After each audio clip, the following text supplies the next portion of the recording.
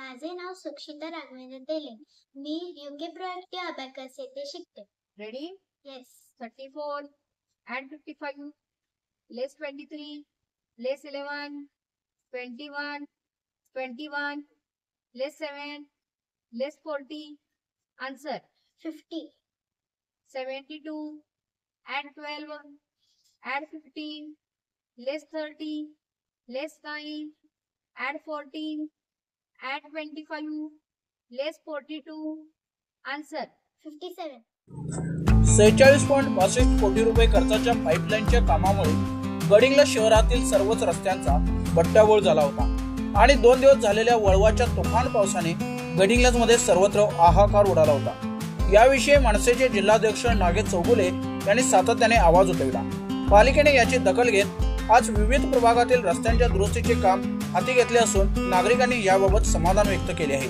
तर नागेश चौगुले यांच्या कार्याचं सर्वत्र कौतुक होतं। जिल्हाध्यक्ष ग्रामीण गेल्या काही दिवसापूर्वी ह्या नळ पाणी योजनेच्या माध्यमातून जे रस्ते खणले होते आणि मी त्यावेळेला पत्रव्यवहार केला होता। आज देवरकर साहेब आपल्यासोबत आहेत।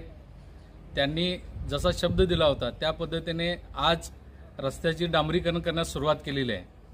मी त्यांना मागेही सांगितलं होतं की वळवाचा पाऊस जर झाला तर गडिंग्लज शहर चिखलमय होईल आणि जसं बोललो त्याच पद्धतीनं गेल्या 2 दिवसापासून वळवाचा पाऊस सुरू झाला आणि गडिंग्लज शहर चिखलमय आणि पाण्यामध्ये गेलं।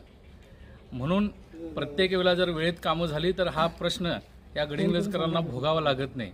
निश्चित ज्या प्रश्नावर आम्ही आवाज उठवला होता त्याची सुरुवात आज अयोध्यानगर दुसऱ्या गल्लीतून डांबरीकरणाची सुरुवात झालेली आहे।